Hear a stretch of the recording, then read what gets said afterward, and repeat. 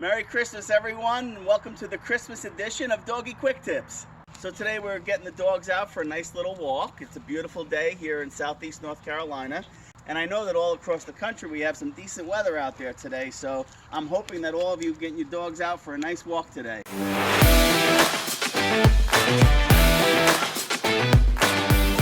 just wanted to go over a couple of little walking tips for you guys, especially if you're walking two dogs at once. And everyone knows I'm a huge proponent of walking and getting our dogs out for relationship building, physical and mental stimulation. You know the routine by now. So although we're walking our dogs for their benefit, we have to make sure that our dogs aren't controlling the pace of the walk or they're not zigzagging. And if you notice, I have Deuce and Sable here. I mean, they're on a 6-foot leash, but I kind of roll it up because what I like to do when I'm walking is I like to keep my shoulders relaxed. And I like to swing my arms as I'm just walking without dogs. And what happens is regardless of what training protocol you subscribe to or that you're implementing with your dog, this little tip is to help supplement whatever you're currently doing to make walks a little more enjoyable and more manageable. So what I do is, again, I kind of get into my own little walking rhythm here. And when we first start, sometimes the dogs are a little resistant, but as we're walking, they're going to start falling into our walking rhythm. And that's important because it takes the mental aspect out of it. We just want to be, right? We just want to walk real casually and relax with our dogs.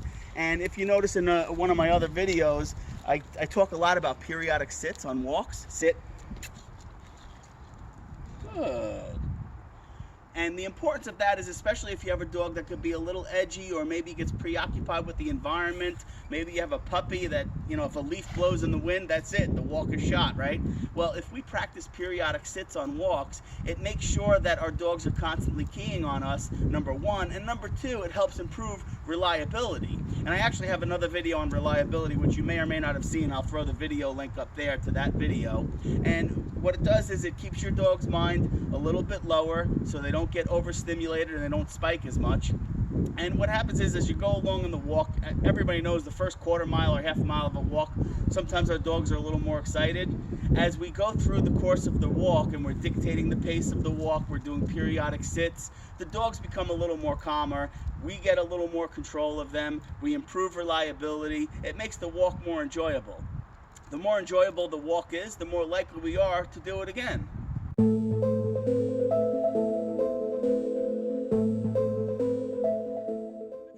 Two dogs, I would recommend have one dog in each hand. It's going to be a little more manageable for you, especially if you have one dog that might pull a little or is a little crazy or is a zigzagger. You can control that dog with one arm, one hand, and you can have your other dog on the other hand.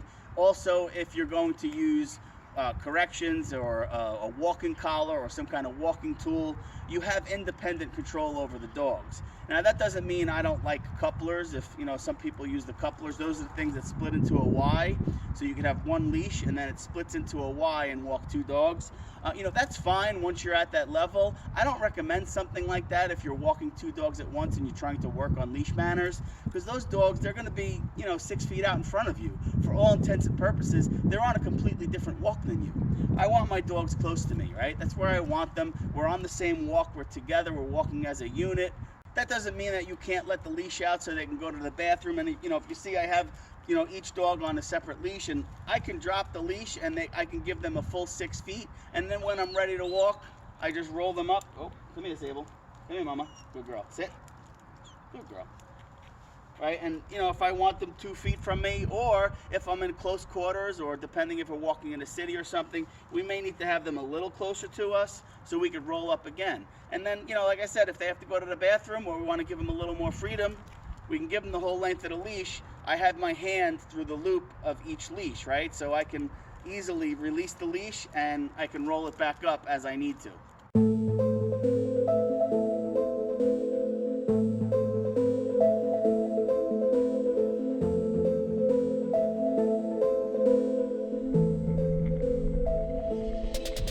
primary purpose here is twofold. Is number one, regardless of what protocol you implement to teach your dogs how to walk or to implement a good walking strategy, the main thing is that you want to get your dogs into your walking rhythm, right? Because whether you're using treats or a walking tool, it doesn't really matter.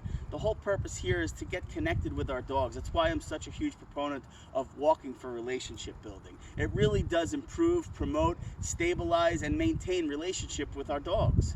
So doing periodic sits on walks is just another way to help improve our dogs' reliability with sit commands, and so they maintain their focus on us when we are walking them. At the end of the day, it really doesn't matter how well behaved your dog is on leash. You still need to get out and improve their leash walking skills if you want to improve their behavior overall. And don't worry about what your dogs look like on the leash, especially if you're just starting to introduce leash walking. Who cares what other people think? Get out with your dogs, work through it. Don't stress about it because, like I say in all my videos, repetition creates reliability. And the more repetition we give our dogs on walks, the better they're going to get, right? And that's the key, is walking improves their life overall, and the only way to get them to walk better on the leash is to walk them regardless of how you start, regardless of how poor their leash skills are. Just start somewhere.